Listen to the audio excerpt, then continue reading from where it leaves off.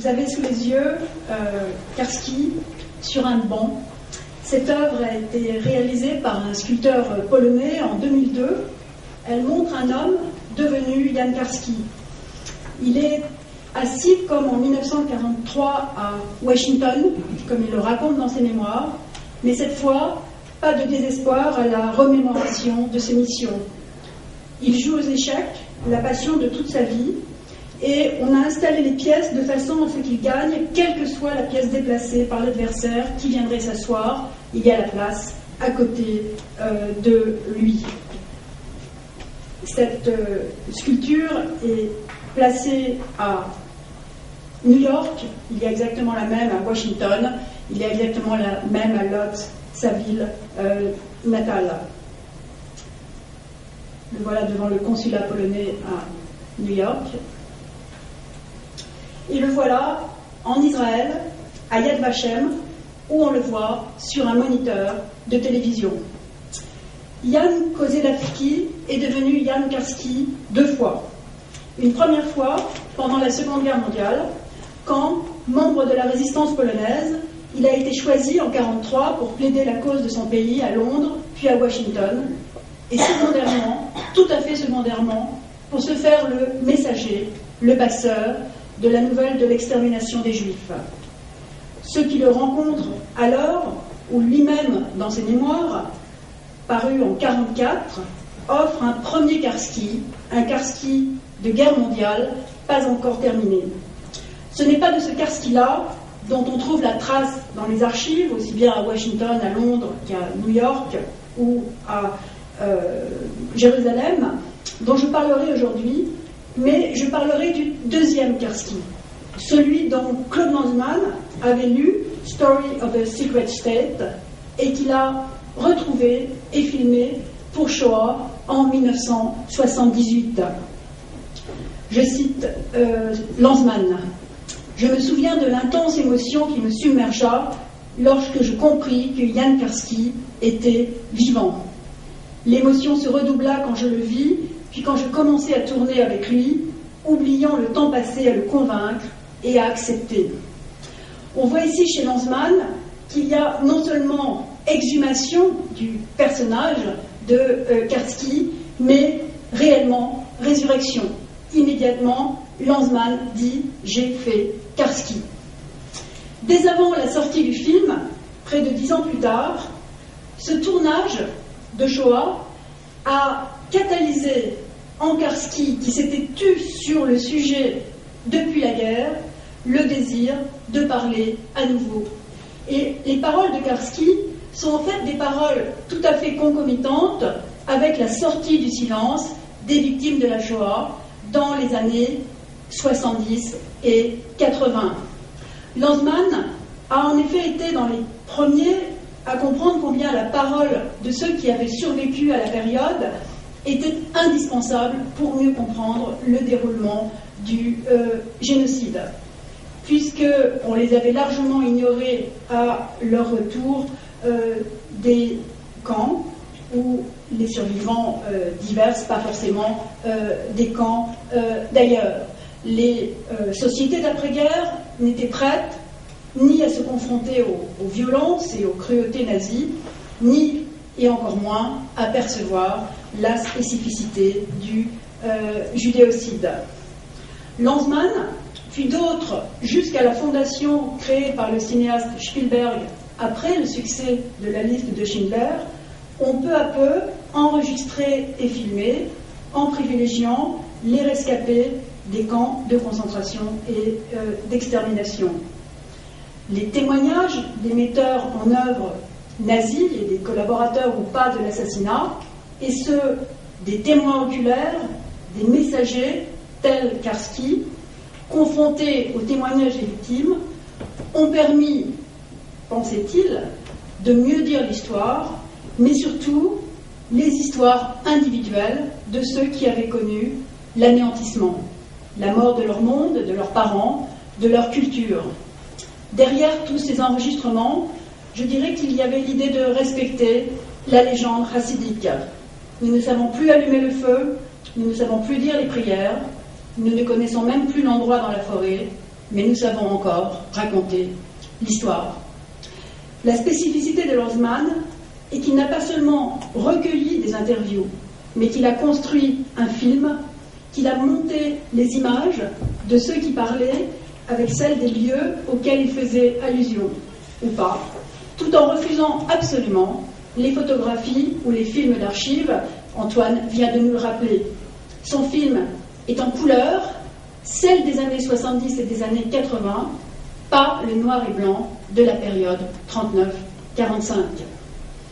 Karski, une fois passé devant la caméra de Lanzmann, a vécu un sentiment d'urgence. Non seulement les survivants et les témoins diminuaient en nombre, rattrapés évidemment par les maladies et l'âge, mais encore, lui, comme eux tous, était à chaque moment plus éloigné de leur expérience de l'horreur. Cette volonté de lutter avec le temps était probablement mêlée de la culpabilité de ne pas avoir témoigné plus tôt. C'est pourquoi il a ensuite donné énormément d'entretiens, dont un certain nombre ont été filmés après la sortie de Shoah en 1985. Enfin, le professeur et conférencier international de la CIA, que ses étudiants de Georgetown University surnommaient Mark Kartyski, tant il était anticommuniste, a pu devenir, après 1989, un héros de la Nouvelle-Pologne. Des instituts Jan Karski sont nés en Pologne et aux États-Unis, et les interviews filmées de Jan Karski y sont toujours en bonne place. En France, l'intérêt pour Karski a rebondi en 2009, et plutôt né d'ailleurs, je dirais, parce que jusque-là il était connu que d'une poignée de spécialistes, avec la parution simultanée de 2 romans qui en faisaient leur personnage principal, Les Sentinelles de Bruno Tessarek et Jan Karski de Yannick Enel. À cause de la polémique qui s'en est suivie, souvent par interviews filmées contradictoires accessibles sur Internet, Lanzmann a décidé de présenter un montage des rushs de 1978 qu'il n'avait pas utilisé pour Shoah, sous le titre « Le rapport Karski », au moment même, coïncidente, où sortaient ses mémoires. À travers ces différents temps, de 1978 à 2010, je voudrais essayer de montrer comment le courrier catholique de la résistance polonaise s'est transformé et a été transformé en messager de la catastrophe juive, en juste parmi les nations et même en quasi-juif. Il est devenu Karski aussi bien aux États-Unis, en France, en Israël, qu'en Pologne et en Allemagne, entre autres pays qui se sont particulièrement intéressés à lui. Dans le court temps de cette communication, je vais me limiter avant tout au rapport de Karski avec Klaus Lanzmann, et c'est bien logique puisque on peut dire que Lanzmann est l'inventeur de Karski, comme on dit en archéologie. Je le verrai en 2 temps, la renaissance de Karski et ensuite Karski, héros juif. D'abord, la renaissance de Karski, Shoah. Dans le Shoah de 85, Lanzmann a retenu de son entretien de 2 jours à Washington en 1978 une seule chose, la visite au ghetto de Varsovie de Karski en 1942, où il avait été guidé par 2 juifs qui l'avaient incité à porter le message de l'abomination exterminatrice. Karski est choisi pour être un messager et donc pour être un témoin, celui qui est chargé en 1942 d'apporter une preuve. Le témoin, on le sait tous, étymologiquement, est un martyr, et cela convient parfaitement bien aux résistants catholiques torturés par la Gestapo.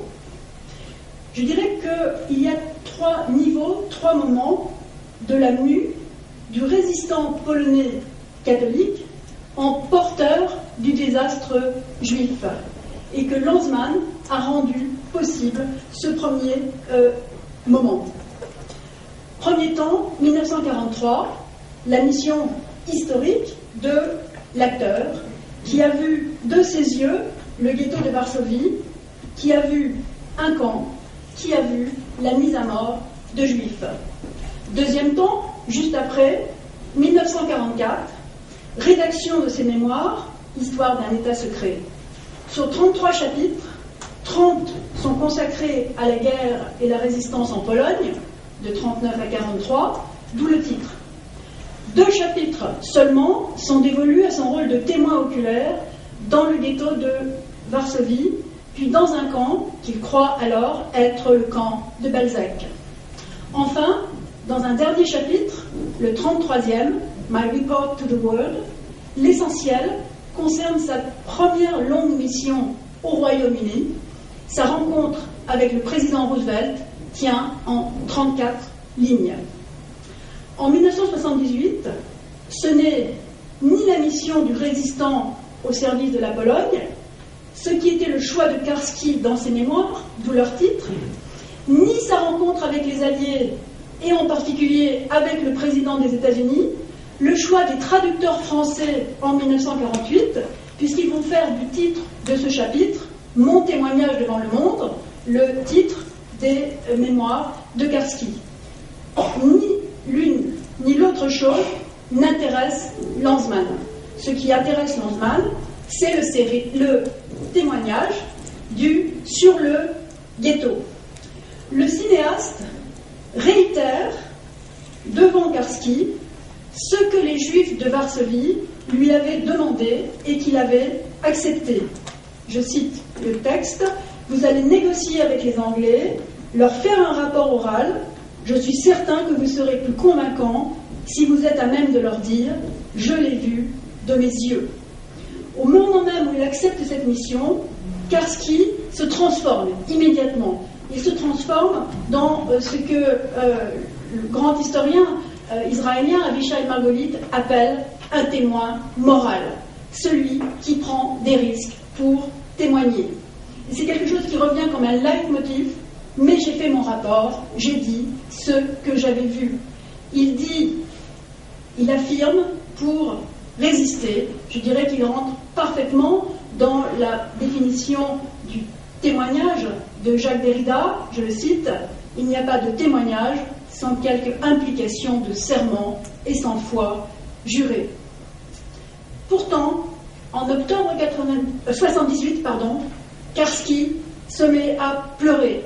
Il résiste à l'exigence de Lanzmann, comme il l'avait fait pendant plus d'1 an d'une correspondante insistante. Je cite: « Maintenant, je retourne 35 ans en arrière. Non, je ne retourne pas. Non, non. 3 noms, une fuite de la bibliothèque, du canapé, de l'écran. Lanzmann reste tout seul. Un travelling sur le couloir vide, puis Karski réapparaît, assis. Je suis prêt. Vers la fin de l'entretien, de nouveau, Karski refuse. Même maintenant, je ne veux pas. Je comprends ce que vous faites, je suis ici. Je ne retourne pas à mes souvenirs, je n'en pouvais plus.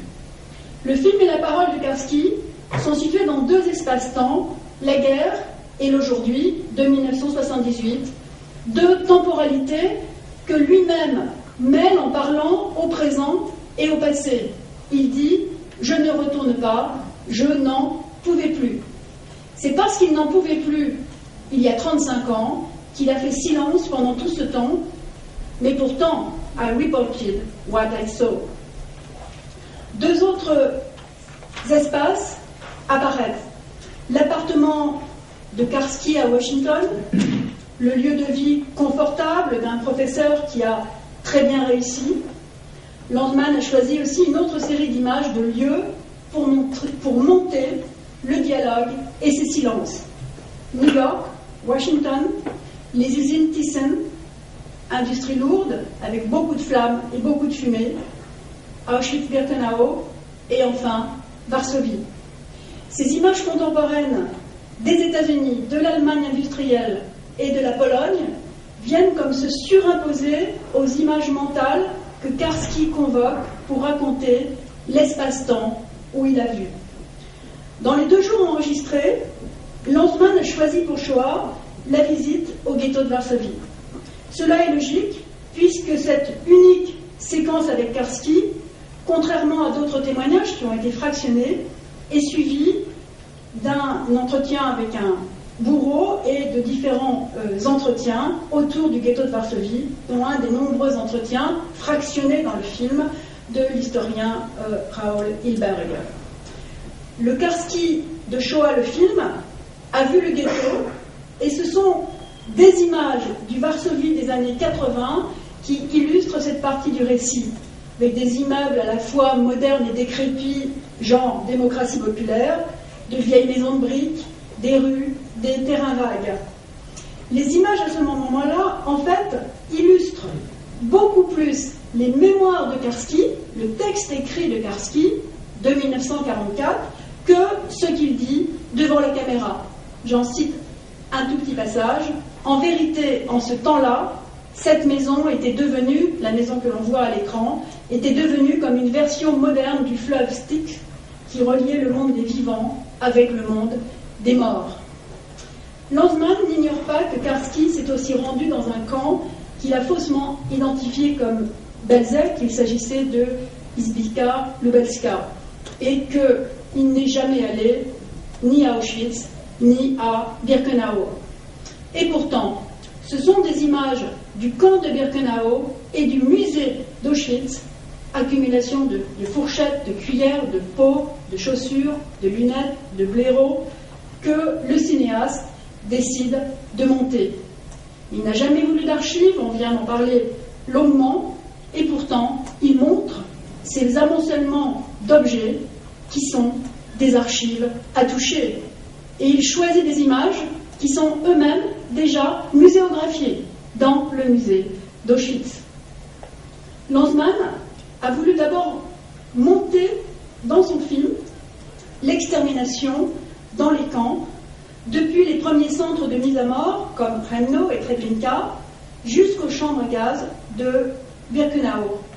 Et c'est pour cela, c'est pour cette raison, qu'il a repoussé tout à fait à la fin de Shoah le témoignage de Karski sur le ghetto. En inversant la chronologie du temps de la mort dans les ghettos et celle des camps d'extermination, il pensait exposer l'unicité de la Shoah, ce que l'on pourrait appeler l'exemplarité du singulier.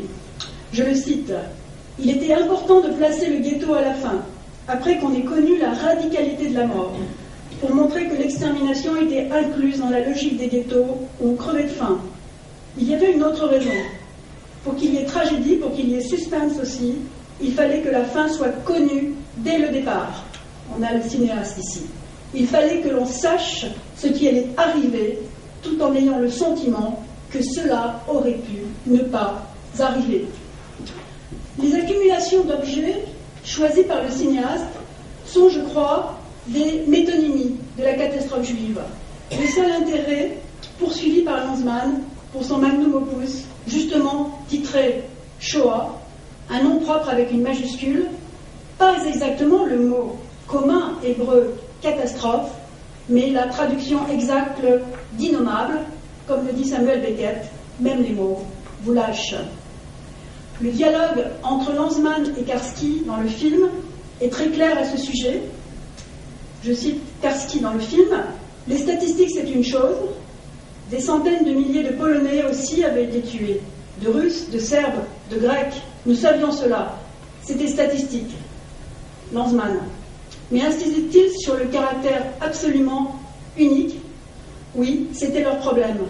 Me persuader, il s'agit des deux juifs du ghetto, me persuader, et telle était ma mission, persuader tous ceux que j'allais rencontrer que la situation juive n'a pas de précédent dans l'histoire. Lanzmann poursuit un certain temps les mêmes questions qui ne montent qu'en 2010, et il revient très longuement dans le texte du Karski de 2010 sur ce problème de l'unicité. On peut se demander alors pourquoi Lanzmann, dans le premier montage de Shoah, n'a pas utilisé ces dires de Karski qui pourtant semblaient extrêmement importants. C'est une hypothèse, il y a des meilleurs spécialistes de Claude Lanzmann dans la salle que moi, ils me diront ce qu'ils en pensent. J'ai l'impression que ça vient du fait que le film tout entier devait justement démontrer l'unicité de la Shoah par toutes ces séquences et devenir, d'une certaine façon, l'œuvre unique de l'unicité de la Shoah. Et donc, un des personnages ne devait pas dévoiler le tout, mais tenir sa place réduite dans la symphonie composée et dirigée par Claude Lanzmann. Or, ce témoin, jugé comme si central, mais dont on n'utilise qu'une partie de l'interview, doit finalement quand même arriver à nous faire parvenir et le ghetto et l'extermination, qui sont pourtant bien deux stades différents de la Shoah. Alors pourquoi ce choix? Je me suis demandé aussi si c'était pour la raison que Karski était polonais. Était polonais dans le passé, car le Karski interviewé, le Karski d'après 1945, est américain. Il témoigne des États-Unis, du pays de la liberté, comme le démontre extrêmement pesamment Lanzmann dans une séquence qui nous emmène survoler la Statue de la Liberté, le port de New York, le sud de Manhattan, avant que le drapeau étoilé planté sur la Maison Blanche ne nous fasse découvrir la capitale de la première puissance mondiale et sa religion civique. Comment? Par les mémoriaux des présidents et enfin par le Capitole. Cette séquence qui illustre de certaine façon les dires de Karski dans le ghetto m'ont fait penser à un Lanzmann devenant Frank Capra et Karski un peu James Stewart. On est dans cette séquence entre M. Smith au Sénat et Pourquoi nous combattons, au cœur de cette Amérique démocratique et valeureuse que Capra a si bien montré et que Karski a si bien servi. Est-ce pour cela que Lanzmann n'a pas monté alors son deuxième jour d'entretien avec Karski, celui où il racontait sa visite à la Maison Blanche et à la Cour suprême, ses entretiens avec Roosevelt et avec le juge Frankfurter. Peut-être qu'elles étaient, d'une certaine façon, dans le premier montage du premier Shoah, incluses dans les images de Washington elle-même. Il a fallu donc attendre 2010 pour que ces mots, prononcés en 1978, soient connus par le public de Lanzmann comme un film de Lanzmann. Mais en réalité, ils étaient déjà en partie disponibles, car Lanzmann en a confié quelques minutes, que vous avez sous les yeux, pour l'exposition permanente de Yad Vashem. Et c'est très intéressant de voir que les images de Lanzmann sont devenues ici éléments de musée, avant même d'être éléments de film, de la même façon qu'il a utilisé à l'envers le musée d'Auschwitz pour montrer l'extermination des Juifs. Il a utilisé le même procédé d'ailleurs quand nous avons fait l'exposition permanente du mémorial de la Shoah à Paris. On lui a proposé d'intervenir, il est intervenu par un extrait de Shoah, exactement de la même façon. Cela m'amène à ma deuxième partie, les différentes interviews des années 90, Karski devenant le héros de la révélation de la Shoah. En 1981, Karski a accepté de participer à une conférence très importante des libérateurs au Conseil du United States Holocaust Memorial à Washington. Et il y a participé à la demande d'Elie Wiesel, qui est l'autre grand personnage de la vie de Karski après Lanzmann.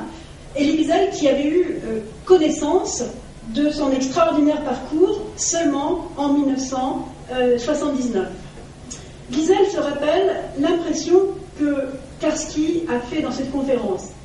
Il y a eu des rires quand il a imité Roosevelt et des pleurs quand il a décrit les horreurs du ghetto de Varsovie.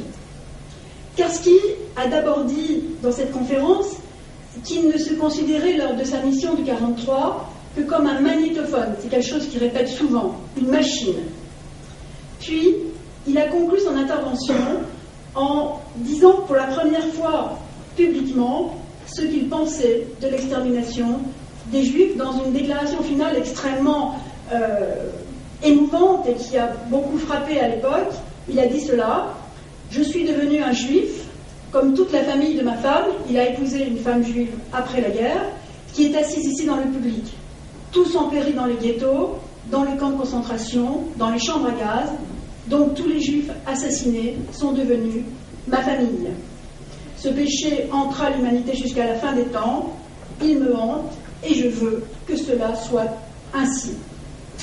L'importance du personnage n'a pas échappé alors, on est en 81, à deux Israéliens présents à Washington, Hausner, le procureur de l'État lors du procès Eichmann, et Yitzhak Arad, qui était alors le directeur de Yad Vashem. Ils l'ont invité à se rendre en Israël, où il est devenu très vite un juste parmi les nations, 1982, puis un citoyen d'honneur de l'État d'Israël en 1994. Ce qu'il dit au moment où il devient citoyen d'honneur de l'État d'Israël est très intéressant. And now I, Jan Karski, by birth Kochelewski, a Pole, an American, a Catholic, have also become an Israelite. Karski a été énormément filmé dans ces années.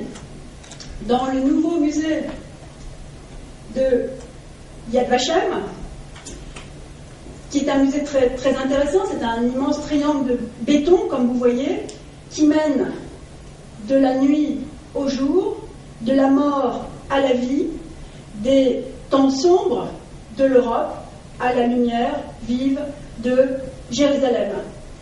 Le visage de Karski apparaît vers la fin du parcours sur un moniteur de télévision. Il y raconte sa rencontre avec Roosevelt en 1943, et comme je vous l'ai déjà dit, c'est un extrait de film qui a été donné à Yad Vashem par Lanzmann. Il est d'ailleurs un héros aussi à Yad Vashem pour cette raison. Très grande présence à l'écran de Karski. Il se brandit sur son siège. Vous connaissez tous cette séquence maintenant, même si vous n'êtes pas allé à Yad Vashem, puisque depuis 2010, elle a été montée par Lanzmann. Et donc, il imite Roosevelt, il tire sur un cigare imaginaire, fait un signe du bras.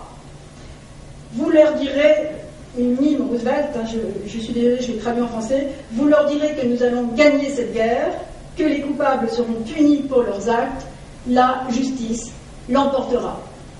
Fin de la scène choisie à Yad Vashem, parmi les rushs confiés par Lanzmann. Dans la même section du musée, le complexe d'Auschwitz-Birkenau, tel qu'il a été photographié sans que sa finalité de mort fût comprise par les aviateurs américains et britanniques en 1944, et le cartel est titré, vous les voyez ici en anglais et en hébreu, « Pourquoi Auschwitz ne fut pas bombardé ». À Yad Vashem, Karski a donc été choisi pour la mise en scène du pourquoi. Pourquoi le monde n'a-t-il pas entendu les cris des Juifs assassinés? Pourquoi le monde n'a pas entendu les messagers comme Karski, Rigner, qui lui succède d'ailleurs à l'écran, ou Lemkin, ses avertisseurs d'incendie? Et pourquoi ceux qui les ont entendus ne les ont pas crus, merci, ou n'ont pas jugé bon d'en faire plus? Le vieil homme Karski, auréolé de la gloire des interviews tardives, n'était évidemment pas le jeune Polonais résistant de 1942. À partir de là, il va être, si je peux m'exprimer ainsi, la proie de ces biographes. Là, vous en avez un exemple magnifique, celui de son biographe Wood, qui est photographié à côté de lui, là, et qui a fait un certain nombre de films autour de lui et sur lui, qui sont les films anti-lanzmanniens par excellence. Vous pouvez les voir sur le net, ils sont postés absolument partout, où on a Karski qui parle, pardon, Lanzmann détesterait ça, Karski qui parle, et puis on a des images d'archives qui sont plutôt en général Buchenwald, parce que c'est plus facile à se les procurer qu'Auschwitz, qui illustrent cela avec une fausse musique klezmer derrière. Voilà le genre de choses que l'on voit maintenant. Je vais peut-être sauter tout ça parce que c'est beaucoup trop long, je suis vraiment désolée. Pour passer à ma conclusion sur Enel, parce que vous allez trouver que sinon j'ai essayé d'échapper à la polémique franco-française, ce que je n'ai pas fait. J'essaie de voir. Oui, je voulais faire une petite aparté sur Frankfurter, puisque une interview avec Karski et bien sûr ce qui est le plus intéressant et le plus central dans le film de 2010. Et c'est le plus intéressant parce que Frankfurter est juif et qu'il pose évidemment le problème de l'authenticité et de la vérité et du régime de croyance, puisqu'il s'agit de croyance. Et donc la séquence avec le Frankfurter est de ce point de vue-là la plus intéressante sur la façon dont Karski se rend compte du décalage entre ce qu'il a vu et ce que l'on ne peut absolument pas croire. Le rapport Karski provient d'images qui ont été tournées pour Shoah et donc qui n'avaient pas été utilisées de la même façon que les images de Un vivant qui passe et de Sobibor, 14 octobre 1943, 16 heures. On a donc dans les trois cas Lanzmann qui répond à un désir personnel, interne, ou veut apporter encore une fois sa vérité, avec des guillemets, c'est ce qu'il dit, face aux négateurs et aux falsificateurs. Si l'on ne peut que comprendre la fureur de Lanzmann face aux négateurs, Yannick Enel, lui, ne nie rien, au contraire. Mais le cinéaste l'attaque très durement, car il a fait le choix, dit-il, de prendre des libertés avec l'histoire et surtout sans doute avec l'œuvre de Lanzmann. Je cite Lanzmann dans les temps modernes. Ces jeunes écrivains sont à plaindre. La distance leur autorise, croit-il, toutes les désinvoltures et les pires distorsions au nom d'un moralisme larmoyant et rétrospectif. C'est le cas de Yannick Enel. Dans le chapeau du film de 2010, qui défile sur l'écran en même temps que Lanzmann le lit, le cinéaste revient sur ce nouveau montage. J'en ai décidé ainsi car il m'a semblé absolument nécessaire de rétablir la vérité. Quoi qu'on en dise, la majorité des Juifs, une fois commencée la guerre que leur livrait Hitler, ne pouvaient pas être sauvés. Tel est le tragique de l'histoire qui interdit toute illusion rétrospective, oublieuse de l'épaisseur, des pesanteurs, etc. Et il conclut par cela. On demandait à Raymond Aron, réfugié à Londres, s'il avait su alors ce qui se passait à l'Est. Il répondait « J'ai su, mais je ne l'ai pas cru, et puisque je ne l'ai pas cru, je ne l'ai pas su ». Alors, Lanzmann fait deux erreurs chronologiques là-dedans. D'une part, l'interview avec Frankfurter a eu lieu 3 semaines avant l'interview avec Roosevelt, et c'est extrêmement important évidemment parce qu'il sait déjà qu'un juif ne peut pas le croire au moment où il rencontre Roosevelt. Deuxième chose, Raymond Aron n'est pas interrogé à Londres, il est interrogé, du moins il écrit dans ses mémoires, en 1983. Donc c'est une recréation de 83 et ce n'est pas ce qu'il a pensé quand il était à Londres. En mars 1995, Karski a été interrogé très longuement par la USC Shoah Foundation. Et je vais finir en parlant de cette interview que je vais citer. I was discovered first by that Lanzmann in 1978. He came to my house. He liked to growl. It will be the greatest film ever made about the Jews. Professor Karski, you will be in this film. No actors, only perpetrator, victims, and the non-Jewish eyewitnesses. He's a little like Wiesel. Professor Karski, you are an old man. You are going to die soon. It is our duty to speak. And he convinced me. He gave me like 40 minutes. This film is hopelessly long, 9 hours. This is the greatest film. Spielberg film is a great film. There is a danger. He is so successful that I'm sure others will try to make similar films, and they will probably produce kitsch. He may inspire second-rate Hollywood nothingness. Lanzmann is only interviews, no actors. This is the greatest film. I could argue he was a little unfair with me. On voit une fois de plus le glissement de Karski de l'histoire de la Seconde Guerre mondiale, du sort de la Pologne, à celle de l'extermination des Juifs, puis de l'histoire des Juifs en général et de leur représentation cinématographique.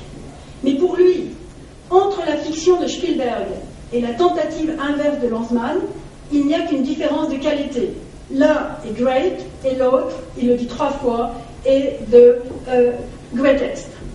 Le vieux professeur juriste n'a guère suivi les débats, semble-t-il, autour de l'écriture de l'histoire, et en particulier de celle de la Shoah, de sa représentation, de sa représentance qui nous intéresse ces jours-ci, en particulier dans le contexte dans lequel il est interrogé, celle de la querelle des historiens allemands et de la grave crise négationniste de la fin des années 80.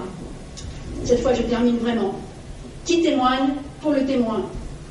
En choisissant de traduire sous la forme interrogative ce vers de Paul Celan, personne ne témoigne pour le témoin, Yannick Enel dit qu'il n'a narré lui-même et Lanzmann qu'une partie de la vérité. Il dit que les images ont été montées, que la chronologie a été déformée. Il nous dit avec raison que 43, ce n'est pas 78, et c'est encore moins 2009. Je crois que ce qui a rendu furieux Claude Lanzmann, c'est que Enel avait l'avantage du temps. Il écrivait en 2009, avec le travail de Lanzmann et bien d'autres à sa disposition. Il avait beaucoup réfléchi et à la négation, problème principal jusque dans les années 90, et à la représentation qui a trouvé une nouvelle vigueur. Vous en parliez hier et c'était exactement ma conclusion. Je crois que Lanzmann et sans doute Anna Viviorca, qui a été l'historienne la plus véhémente contre le roman, veulent croire ou prennent la négation très au sérieux, d'où leur acharnement à traquer toutes les erreurs et omissions chez Enel. Mais les méthodes des négationnistes n'ont rien à voir avec celles du romancier qui, au contraire, et comme Jonathan Little d'une autre façon, a longuement réfléchi à la meilleure façon pour lui, écrivain de fiction, de trouver des traces. On en voit évidemment la trace dans son roman précédent qui s'appelait Cercle et qui nous emmenait déjà dans le ghetto de Varsovie. Et si Enel ne fait pas œuvre d'historien, au moins il ne le prétend pas, ce qui n'est pas le cas de Lanzmann. Tous deux, différemment mais ensemble, ont un autre talent que celui du récit historique, celui de l'écrivain, celui du cinéaste, pour nous amener au cœur de la catastrophe. Un autre grand écrivain qui est aussi un témoin des horreurs du nazisme, Georges Semprin, l'a observé tout au long de son œuvre, et particulièrement dans l'écriture et la vie. Nous avons fait ce voyage dans la fiction, j'ai ainsi effacé ma solitude dans la réalité. À quoi bon écrire des livres si on n'invente pas la vérité ou encore la vraisemblance? Je crois que c'est vrai aussi pour le cinéma.